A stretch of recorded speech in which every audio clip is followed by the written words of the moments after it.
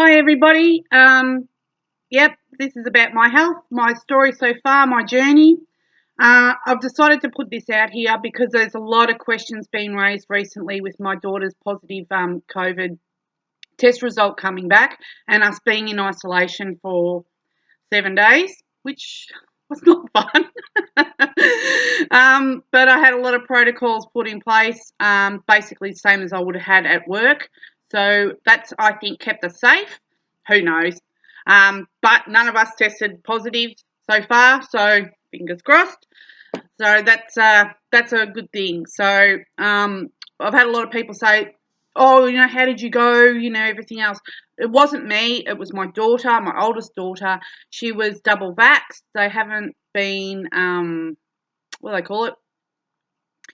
Ready for her third one yet. Her time hasn't come up. So that'll be sometime within the next 3 or 4 weeks. I assume that they'll have to go and get their booster shots. But other than that, we're all doing well. She's back at school today. She's feeling great. I'm back at work. Ash has always been at work. Don't go there. And so all the kids are back and everything's gone on okay. The reason I'm doing this video was firstly to address a number of questions that people had. And yesterday I had a doctor's appointment with my doctor, and she gave me some bad news, and we're going to have to start dealing with that over the next couple of months, and we'll see how we go. But one of the things that she raised was that I would probably go through a stage of PTSD. Not only is that from the drugs that they've got me on, but also the whole event. So I thought, well, I feel fine. I don't feel a problem with it. I haven't really thought about it all that much, and I thought I'd been through the worst of the depression and everything else that when I came out of hospital. But then that was also pharmaceutically induced as well. It makes you feel like shit. So I thought I'd been through that, but in case I haven't, the best way to deal with that sort of thing is to talk to a health professional. And there is no mental health professionals available down here or anywhere in Melbourne at the moment. It's a crisis situation. So I thought, well, you know what? I'll just put it out there. Tell a bunch of different strangers all my problems, and we'll be right. And that's the way it is. So I'm going to address that. And the other issue was people have been labelling me an anti-vaxxer. So I probably need to really address this first. This is the number one reason why I'm doing this video. I am not an anti-vaxxer. I'm fully immunised. I took the mandatory flu vaccination every year working in aged care. That's what you do. So I did it. Have had no reaction to that. I was compliant. Have no problem. I have a problem with the COVID vaccinations, and only because people are not given a choice, and I think it's pro-choice, really. We were not given any assurances from the government that any of the vaccines, even the ones they're bringing out now, the Novavax, for example, which I am going to have a go at, there's not 100% certainty, and I know, working in the industry, in health, that lots of people are allergic to different types of medications, especially prescription drugs. There's lots of people that are allergic to penicillin. Not everybody can have chickenpox vaccine, for example, because they have a reaction to the live ingredients that's made on eggs. So I do understand there is a component of people that cannot take vaccines no matter how safe they say they are. But there was never that research done into these drugs, and that's the problem I have. That's why I waited so long to have the vaccine, because I was really concerned about it. And I'm glad I did, because the only vaccine that was available originally was AstraZeneca, and that was not great for somebody my age. It's still not great for somebody my age. The risks of having blood clots and that is ridiculous. So, yeah, who would have known that I would have won a raffle, apparently 1 in a billion chance of getting a reaction from Pfizer. That now has been revised according to the research and the television, the media that says, oh, we're now starting to see a few people come up with lots of really bad reactions to Pfizer. My GP is also aware of that, and so is my neurologist. So there is something behind it. I'm not the only 1 in a billion. Thank Christ, because I hate being special. Right, so stop calling me an anti-vaxxer. I can't have the vaccine, and I'll explain why at the rest of this video. And I'm not against people, having vaccines. It's up to them. It's up to people to make their own choice on what they do with their medical. And we were not given that choice, especially in aged care, especially in health. It was no jab, no job. And that's what it came down to with me. So I put it off as long as I could, and we all had to be mandated to have it by the first shot by the 17th of September last year. So I went ahead and did that. There was a couple of things going on at that time in my life. I had undertaken a certificate in allied health assistance, and I required placement. And my previous employer, the facility manager, she was amazing, and she was one that pushed me to do the course. And one of the conditions of me doing the course was a placement, and I said to her, I have to do placement. She's like, yep, no worries. You can do it here. We'll have it all set up. You can do all that sort of stuff. It'll be fantastic. So, but unfortunately, due to personal health reasons, she left, and we got another facility manager in, and we didn't get along very well. Surprise, surprise. And he just said that no, that you can't do placement here. So I chose to leave there and go to another facility that offered me placement and everything straight away. We were in lockdown, so that was in July. Started in August at the new place. Everything was fantastic. They said, listen, you got to get your COVID vaccination by the 17th of September. That was a term and condition of employment. Yep, no worries, I'll get that done. Lots and lots of people saying, my co-workers at the new place, I don't want to have it done. And so I was getting a bit, scared. There were going to be lots of people leaving, and it was not going to be a great time for me. So on the 30th of August, I went and, hang on a minute, sorry. So on the 30th of August, I went and got my vaccination, and I got Pfizer, and it wasn't a big drama. I felt fine. And they kept saying, the first one's fine, it's the second one you get really cook on. I'm like, yeah, no worries. So had me jab, got my certificate, went to work, handed it in. There you go, all done. Got the next one on the 17th or whatever it was, and of September. Yeah, no worries. Be all hoshy koshy. And I just had a sore arm, like where they stuck it. Just that's a reaction. Everyone gets that, so not really worried about that.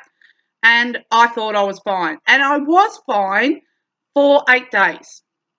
So the whole week had gone around, not a drama at all. Felt a bit hot, but then I'm going through menopause, so that's what I just put it down to. It's like, feeling a bit hot flushes.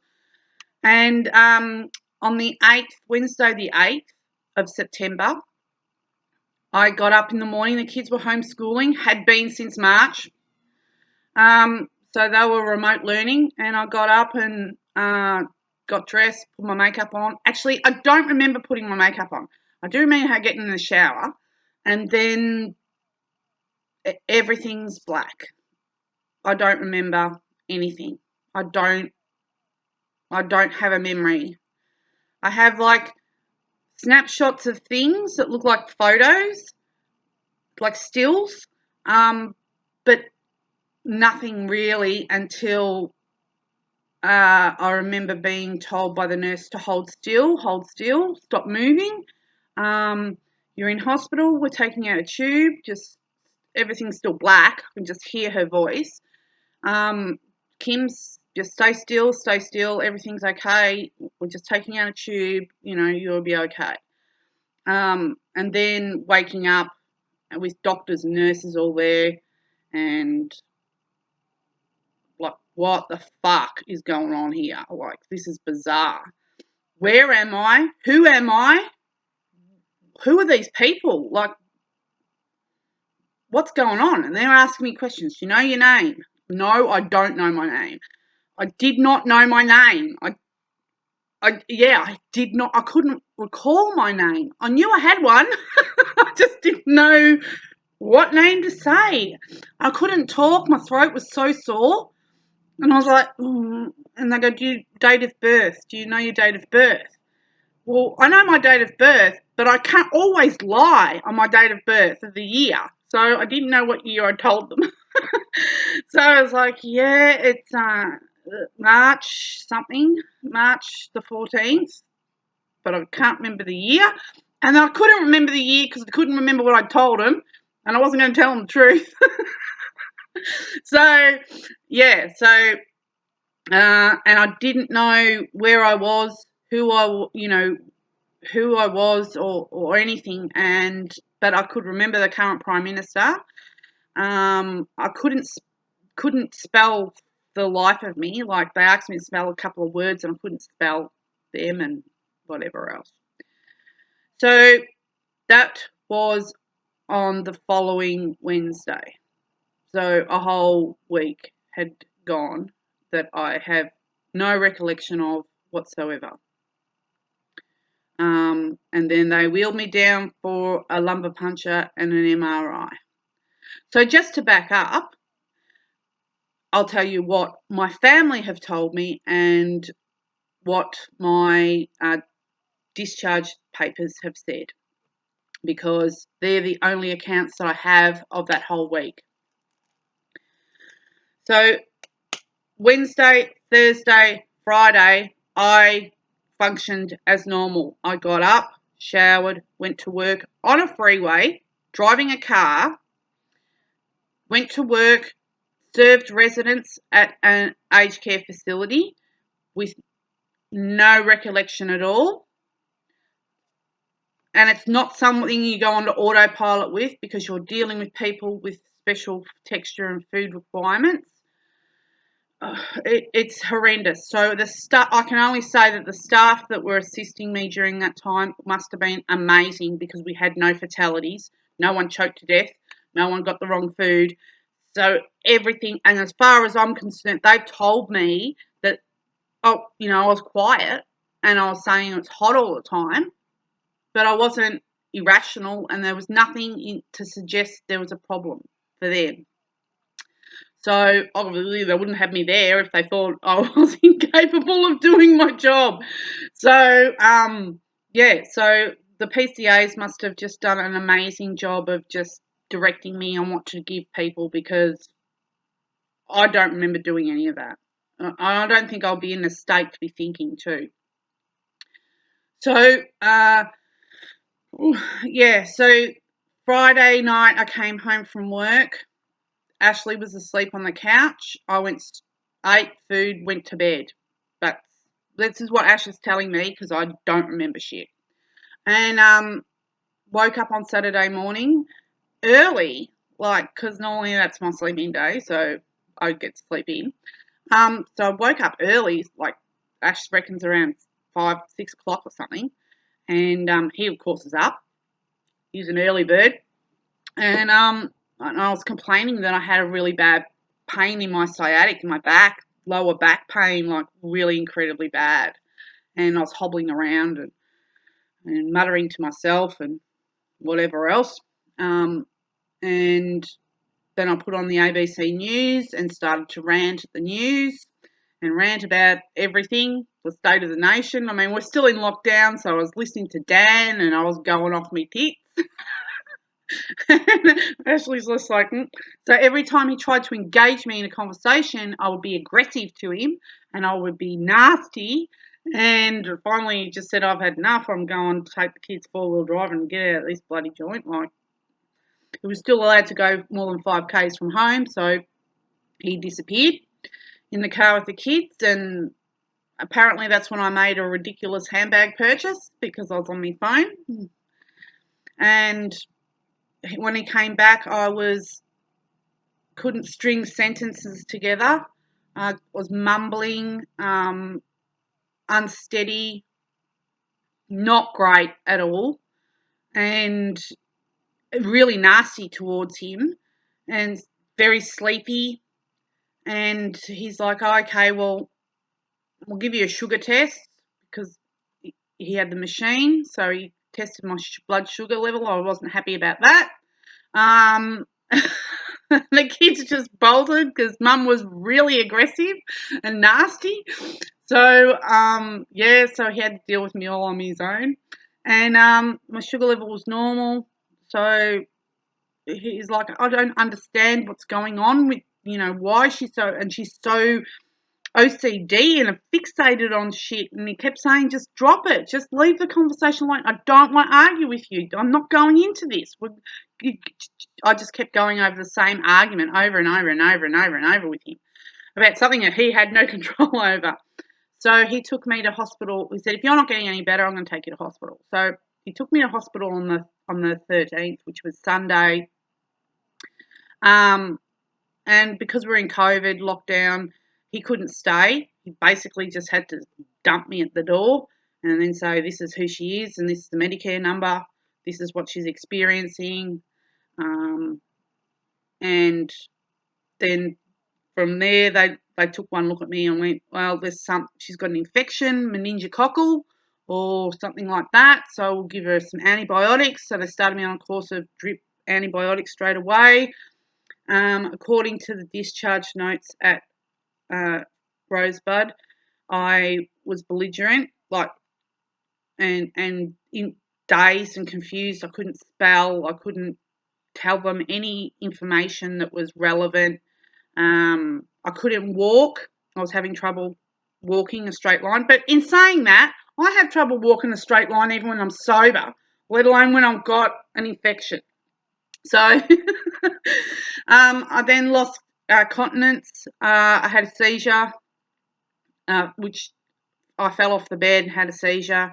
They needed to give me a CT scan. They didn't have the facilities there to do that, so they had to then transfer me to Frankston Hospital. So I was transferred to Frankston Hospital on the Sunday afternoon or Sunday night. They'd sedated me to try and keep me in bed because I'm one of those great bloody patients that decide to get out of bed all the time. So they did that, sedated me, and got me to Frankston. Frankston couldn't do the CT or MRI until I was cognitive enough, because you've got to breathe in and out and stay still and stuff like that, which I wasn't able to do because I was so stoned out of my brain. They kept up the drugs. Finally, they tried 2 lumbar punctures. They couldn't get me to, even though I think I was staying still, kept saying I was staying still, I was flinching and I was moving, and so they couldn't get the lumbar punctures done correctly. They got the MRI and they got the CT, and they showed nothing but a lot of swelling on the brain. So that's called encephalitis. So that's what they diagnosed me with. They said, right, she's got encephalitis. That's what she's got. We're going to put her in a bed until we can do a lumbar puncture. But she has to be tubulated and she has to be in ICU, because they were worried they sedated me so much that I'd stop breathing. So they tubulated me, sent Ashley a message, and they couldn't put me in ICU. They were code red. So they then sent me to Casey, because Casey were the only ones, Monash and Casey were the only ones with an ICU bed available. So they sent me there. They don't have any facilities to do any more scans, lumbar punctures, or anything. I had 2 seizures while I was at Frankston. So they needed to then get more scans done because of blood clots and whatever else. So Casey said, well, we can put her in overnight, but we're going to have to find somewhere else to send her because we don't have machinery and stuff to be able to do this. So they rang Clayton, and Clayton didn't have a bed available, but they thought they might have one by the time I'd got everything done. So they sent me there, still tubulated, got me into a ward. It wasn't ICU, but it was a ward in the emergency department. That's where they took the tubes out. Then sent me to get a MRI and a lumbar puncture, which the results came back inconclusive. So the inconclusive part of it was because I had already had so much drugs and shit in my system and antibiotics and things like that they couldn't tell whether I had an underlying infection or not because of the amount of drugs that were in there. So I went back to my ICU bed, and that was a Wednesday. So in 4 days, I went to 4 hospitals. It was fun. But I don't remember any of it, so I don't really give a shit. All I remember was what I'd said, and, well, later on I'm thinking, God, what a horrible person I am. So Wednesday, when they woke me up a bit and I had lumbar puncture and me CT, I thought, I need to have a shower. I haven't had a shower for 5 days. I felt terrible. My throat was sore. I had no makeup.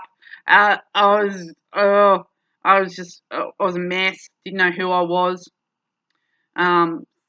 Things had started to come back, so I wanted to have a shower, but they had no clean clothes for me to put in.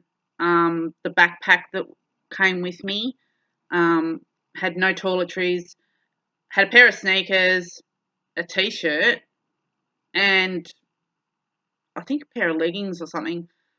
I packed it, apparently. Ashley had let me pack it on the Sunday. How dazed and confused was I? No underpants, no socks, and no jocks. No jumper either, by the way. And none of them matched. They were all over the place. Yeah. So I was like, I rang Ash, and my memory was starting to come back. I knew I had a family. So I rang Ash and said, can you just bring up some clothes and stuff? It's like, yeah. And I was still a bit out of it. So I was sort of telling the nurse, I have to go next door and get my clothes because I've rented a place next door and I'm going there to get my clothes. And they're like, no, you're not getting off the ward. I'm like, oh, so they went down and got the clothes off Ash. Don't forget, it's like an hour trip from an hour and 15 minutes from where we live. So it's not like he could just drop everything and just go. Well, he did. He dropped everything, but it was still going to take time to get there and then come back. So it's like a 3-hour trip for him. And I couldn't even see him. I couldn't see him. I couldn't say hello. Couldn't touch him. Couldn't do anything. Thursday came. I had a shower. Thursday came. Friday was my daughter's birthday, the youngest, the baby. She turned 13. Big thing. Woohoo! Couldn't see her. I could talk to her, and I was devastated because I'm saying to them, when can I get out of here? When can I get out of here? And they're like, well, we're still doing tests. Can't let you out until you're right. Yeah, it wasn't fun. It just wasn't fun. Then on Saturday, so I rang her for a birthday. Ashley was giving her a birthday party. Again, that's the second one she's had in ISO, so it was shit. She couldn't have a party or anything. And we make a big deal out of their 13th birthday because they're teenagers. And so, yeah, it was crap. I had ordered her some stuff online a couple of weeks beforehand, so he had turned up. Ashley bought her some stuff and a cake, and he made the most of what he could do. And she didn't seem to give a shit. She's like, yeah, cool. So we're going to make it up to her this year. She's going to have a good one. So yeah, she's so that really hurt, the fact I couldn't be home for that and that I'd missed that.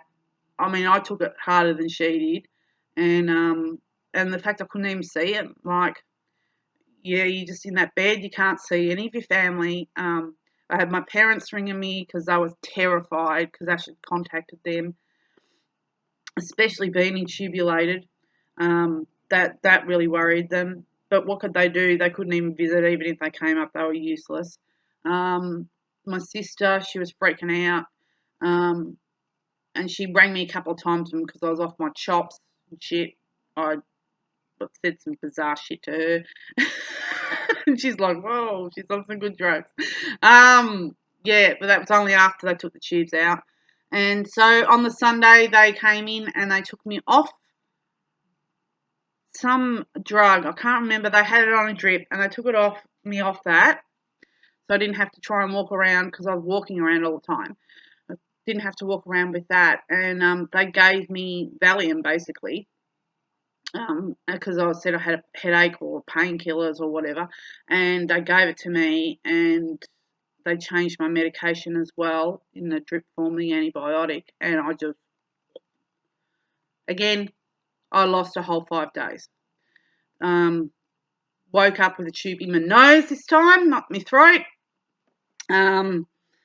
Yeah, and that was very unpleasant. And the fact I didn't know where the hell I'd been. Like, I didn't know what had happened. Because as far as I was concerned, I'd gone and had a shower. I came back, they gave me the drugs. And I'm sitting up in bed on a Sunday thinking, what am I going to do today? And then next minute, nothing. I woke up. I'm like, these are not the clothes I went to sleep in. Why am I in a gown? Why have I got a catheter on? Why I've got a tube up my nose? Why I've got all this shit on me? Oh, I'll take all that off because I don't need that anymore. And yeah, so they went, yeah, sorry about that. A bit of a oversedation. I'm like, yeah, well, I can understand why you would overstate me. Sometimes I want to be overstated. And I'm sure there's a lot of my co-workers who've been going, yep, let's oversedate Kim. Yeah, so come home from hospital on the following Friday. I rang Ash when I woke up, of course. Like, oh, he's like, yeah, I rang you. I've been ringing you for ages and you weren't answering the phone. I'm like, oh, I was off me freaking chops. Like, and then my sister, yeah. I'm like, oh, so I said to Ash, said, when do you think they're going to send you home? And I'm like, oh, well, they're saying Friday. And she's like, yeah, well, I've heard that before because she kept saying that last week, you know, I'm coming home on Friday. I'm like, well, I don't know until the thing, the doctor turns up, but yeah, Friday. I'm looking forward to it. I'm going home Friday. That was on the Wednesday. So Thursday they came and said, oh, you know, if you're all right, we're going to send you home on Friday, but we don't know what's going on. We don't know. Nothing we've done. We've done every test known to man. We can't find anything wrong with you. And I'm like, man, I'm not bullshitting with this stuff. Like, you know, I'm not putting it on. I haven't got Munchausen's. Like, I wouldn't go through this shit for nothing. And yeah, so they're like, yeah, we know. We know there's definitely encephalitis there, but we don't know why. And so we went over everything. And the only thing that had changed was the fact that I had the Pfizer jab. That was the only thing. Like, nothing else had changed. I haven't been sick. I haven't had UTIs. I haven't had drugs or alcohol that would have affected me. I haven't had any other medications that would have caused this. I haven't come into contact with anyone with, meningococcal or dengue fever or, you know, anything like that. I hadn't had COVID. They tested me for COVID 5 fucking times. I was negative. There's nothing. There was nothing there. Nothing. So, yep, they needed the bed. At that time there was only like the numbers were around 700 a day, but they were filling up fast. They needed the bed. So, we had the earthquake too on the Friday. That was fun because I begged and pleaded with the nurses. I want to have a shower. I don't want to have a shower on my own. I don't want to have a shower with you bastards standing there watching me. Like, it's freaking me out. Can I just have like a shower on my own. They're like, oh, if you promise to use the chair, Kim, you can, because I was also a bit resistant to using the chair in the shower. So, yeah, I got into the shower, I turned the shower on, and I kicked the chair out the way. I was like, fuck that, I'm not using that thing. And I'm standing there, and all of a sudden I felt really like everything was like moving. I was like, shit. So I grabbed hold of the rail and grabbed the chair and just put my butt on the chair when they said, listen, they come bursting in the door. Quick, get out, get into the wheelchair, chuck your towel on. We're having an earthquake. And I'm like looking at them going, we live in Melbourne. Like, why are we having an earthquake? And they're like, no, having an earthquake. So I'm just sitting in there, I'll just go along for the ride. So all us patients were sitting in the hallways and the doorways. That was fun. And I was just thinking to myself, thank Christ, I thought it was just me that was spinning out. And just lucky I grabbed that chair and sat on it, because if she'd come in and seen me standing there, she would have lost her shit. So anyway, I came home on the Friday, I believe, afternoon, and with a myriad of drugs, and it was just a constant. And I had trouble speaking, I had trouble focusing, I couldn't focus on one thing, I couldn't form sentences. I was like, someone had asked me a question, and I just was unresponsive. I knew what they were saying, I just didn't know how the process was to tell them or for them to do anything. Couldn't read, couldn't crochet, couldn't knit. I had trouble following shows. Like, I had to watch television shows that were mindless, that had pretty basic storylines, because that was the only way I could follow what was going on. So there was no watching Game of Thrones, because I wouldn't have been able to think. And Real Housewives, even watching that was difficult, because I kept forgetting because I watched like all of them, so I had different trouble with who was in Atlanta and who was in Beverly Hills and who's in bloody this and that and the other. It's like, yeah, couldn't grasp that concept. The depression was bad. There were so many foods I can't eat and still can't eat, that were reacting with drugs. I felt worthless. I started to gain weight massively because of the steroids. Yeah, there was a lot of things that were not great. So we'll discuss me and my journey at home and my journey back to work in the second part, because otherwise we'll be here all day. So I'll make 2 videos and discuss what's gone on since coming home from hospital. Okay, so I'll speak to you shortly.